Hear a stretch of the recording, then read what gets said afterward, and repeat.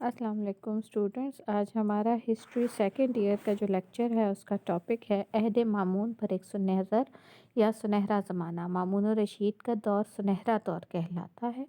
اور اس میں کوئی شک بھی نہیں۔ یہ دور اپنی سائنسی، علمی، فنی اور ادبیات کے لحاظ سے اپنے دور اس وقت کا سب سے حسین دور تھا اور اسلام کا ایک تابناک اور درخشندہ دور تھا، یعنی کہ ایک روشن دور تھا۔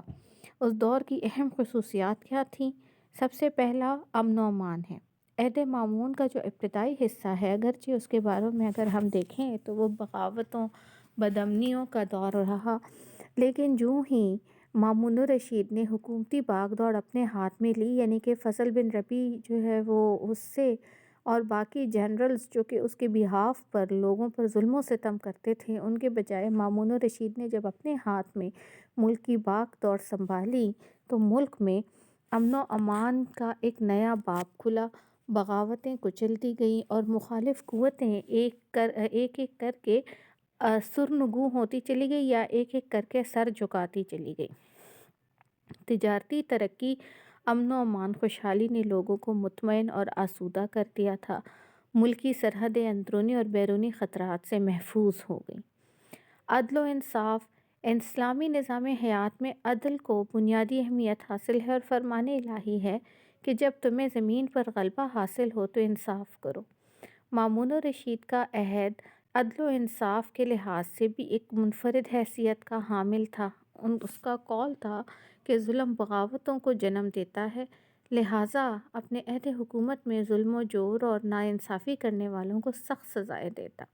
خواہ ظلم کرنے والا اس کا بیٹا ہو یا کوئی اعلیٰ سرکاری افسر۔ اس کے ہاں ادلیٰ اور ادنیٰ کی کوئی تمیز نہیں تھی، جیسے کہ ایک موقع پر جب اس کے اپنے بیٹے عباس کے خلاف ایک بوڑھی عورت کی شکایت ہوئی تو مامون نے اس بوڑھی عورت کے حق میں فیصلہ دیا۔ ملکی امور سے یا ملک سے باخبری، ملکی حالات سے اچھی طرح آگاہ رہنے کے لیے مامون الرشید نے محکمہ برید میں نے آپ کو کہا تھا ڈاک کا نظام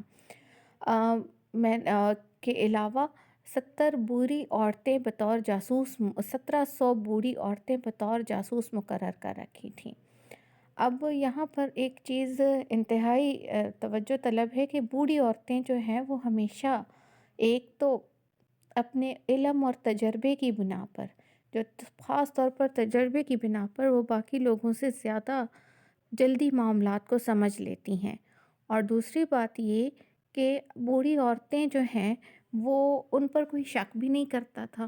اس وجہ سے خلیفہ کو ہر طرح کی معلومات بڑے طریقے سے اور بڑے رازدانہ طریقے سے پہنچاتی، لیکن ان کی موجودگی کا کسی کو پتہ ہی نہیں ہوتا تھا۔ اس وجہ سے حکومت کے ہر محکمے میں اور ہر جگہ پر جو ان کے واقعہ نگار اور خفیہ نویس مقرر تھے، وہ خلیفہ کو اس کے علاوہ بوڑھی عورتوں کے علاوہ بھی ہر محکمے میں خلیفہ کے جاسوس تھے، جو رشوت زنی اور اس طرح کی ہر چھوٹی بڑی بات کا خلیفہ کو فوری طور پر بتا دیتے تھے۔ چنانچہ مامون الرشید کو ہر طرح کے حالات سے پوری طرح آگاہی ہوتی تھی۔ حسن انتظام، مامون الرشید ملکی نظام میں گہری دلچسپی رکھتا تھا، اپنے عمال کے اعمال اور ان کی کارکردگی پر گہری نظر رکھتا تھا۔ اپنے عمال یعنی کہ اپنے گورنرز، اور اعمال یعنی کہ ان کے اعمال، ان کی عادتوں پر، ان کی حرکتوں پر اس کی بہت گہری نظر ہوتی تھی۔ وہ لوگ جو نظم و ضبط میں خرابی کا باعث بنتے انہیں سخت ترین سزائیں دیتا۔ انتظام حکومت چلانے کے لیے مامون نے ایک باقاعدہ کونسل آف اسٹیٹ قائم کی تھی، یعنی کہ کونسل آف اسٹیٹ، اس کو آپ کہہ لیں کہ بہت جگہ جگہ سے مختلف علاقوں سے ان کے جو ہوشیار اور آپ اس کو کہہ لیں کہ ذہین لوگ تھے، ان پر مبنی ایک مجلس بنا کے رکھی تھی، اور اس میں مسلمانوں کے علاوہ غیر مسلم بھی شامل تھے، اور ان سے وہ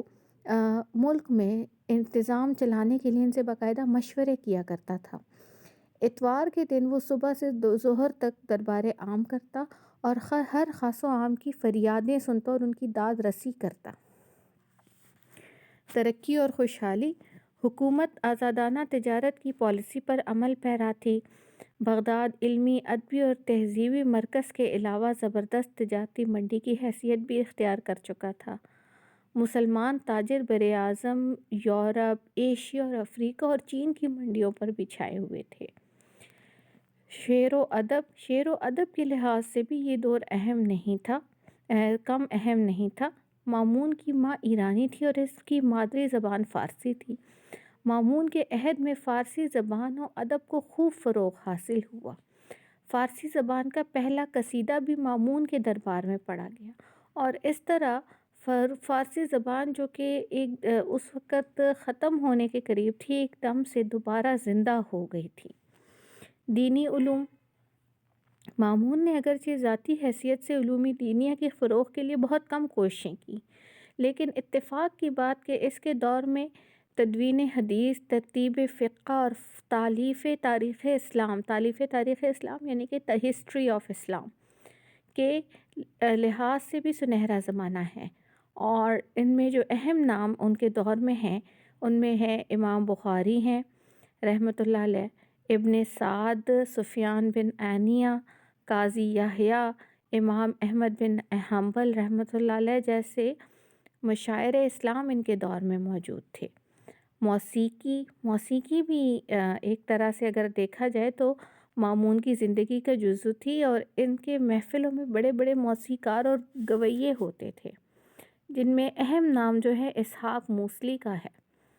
دارالترجمہ اگرچہ یعنی کہ آپ اس کو دیکھ لیں، ٹرانسلیٹری سوسائٹی جو ٹرانسلیٹ کرتی تھی،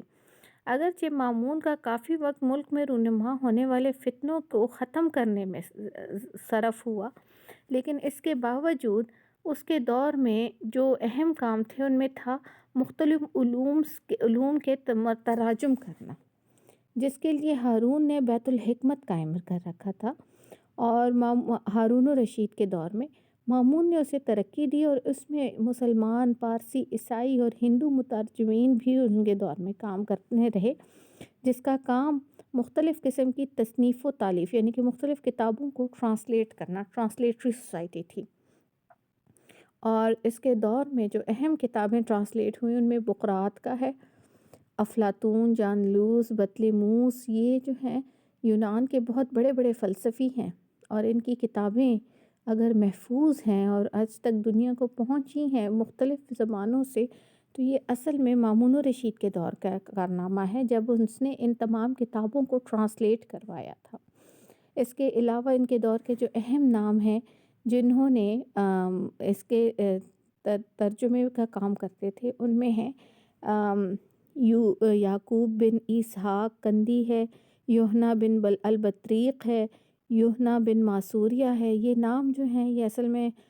شارٹ کوسچنز اور MCQs میں آ جاتے ہیں، تو اس لیے کم از کم آپ لوگوں کو اتنا پتہ ہونا چاہیے کہ یہ مامون الرشید کے دور کے ترجمہ کرنے والے جو تھے ان کے نگران تھے یا ترجمہ کرتے تھے۔ بہرحال سائنسی ترقی: مامون الرشید کے دور میں فلسفہ اور منطق کے ساتھ ساتھ علم طبیعیات یعنی کہ فزکس، فلکیات اور دیگر سائنسی علوم یعنی کہ فزیکل سائنس میں بے شمار ترقی ہوئی، اور بہت سی کتابیں بھی ان کے دور میں لکھی گئیں۔ رصدگاہ کا قیام: رصدگاہ جو ہے یہ آپ اس کو کہہ لیں جس میں سورج، چاند اور ستاروں کے بارے میں، یعنی کہ آپ اس کو کہہ لیں لیبارٹری، لیکن لیبارٹری میں تو یہ جو تھی یہ بیسیکلی آسمان کے اجرام فلکی جس کو آپ کہتے ہیں نا، کہ جو چاند ہیں، سورج ہیں، ستارے ہیں، ان کے بارے میں، ان کی حرکت کے بارے میں، ان کے بارے میں پتہ چلتا تھا۔ تو اس کے دور کے جو پہلی رصدگاہ جو قائم ہوئی تھی وہ شماسیہ کے مقام پر تھی، اور اس کے علاوہ اس کے لیے، اس رصدگاہ کے لیے بہت سے آلات بنائے گئے، یعنی کہ ایکوپمنٹس ان کے لیے بنائی گئی جو یہاں پر یوز ہوتی تھیں، ٹھیک ہے۔ اس کے علاوہ اسی رصدگاہ کے ذریعے سے سورج گرہن، چاند گرہن، مد و جزر آپ کو پتہ ہے کہ سورج یا چاند کی کشش کی وجہ سے پانی کا زمین پر جو اثر ہوتا ہے اور سمندروں میں جو پانیوں کا اوپر نیچے ہونا ہوتا ہے اس کو مد و جزر کہتے ہیں۔ اس کے علاوہ زلزلوں کے بارے میں اس ہی دور میں مفید معلومات حاصل ہوئیں، ٹھیک ہے۔ یعنی کہ سورج کا نکلنا شمس النہار دقیقے، یعنی کہ سورج کا نکلنا اور اس کا مختلف جو اس کے حالت ہے، یعنی کہ زوال پذیر ہونا، اس کا جو ہے وہ کس وقت نکلتا ہے، کیسے جو ہے غروب ہوتا ہے وغیرہ وغیرہ، یہ تمام کے تمام جو ہیں یہ اصل میں اس دور کی جو ہے وہ آپ کہہ لیں دریافت ہیں۔ قریاس کی پیمائش، جو رصد گاہ ہے اور آلات رصدیہ یعنی کہ ایکوپمنٹس، آپ اس کو کہیں لیب ایکوپمنٹس، جو لیب میں استعمال ہونے والا ساز و سامان ہے، اس کے قیام کے بعد مشہور ریاضی دان محمد بن موسیٰ خوارزمی نے کیا کیا تھا، قریاس کی پیمائش کا کام کا آغاز کیا تھا، اور زمین کے طول برد اور الزبل کو معلوم کرنے کے بعد جب حساب لگایا تو قریاس کا محیط 24,000 میل قرار دیا گیا۔ اچھا، محیط یعنی کہ وہ لائن جو زمین کو مکمل طور پر ایک سرے سے دوسرے سرے تک کاٹتی ہوئی گزر جائے، سمجھ آ رہی ہے؟ اس کو کہتے ہیں محیط۔ بہرحال دوربین کی ایجاد اس دور کی جو اہم ایجاد تھی وہ انسانی تاریخ کی پہلی دوربین، وہ بھی عہد مامونی میں، یعنی مامون الرشید کے دور میں ابو الحسن نامی ایک سائنسدان نے ایجاد کی تھی۔ تو یہ وہ ترقیاں تھیں جو کہ مامون الرشید کے دور میں ہوئی، اور آج کا لیکچر ہمارا یہیں پر ختم ہوتا ہے۔ جزاک اللہ۔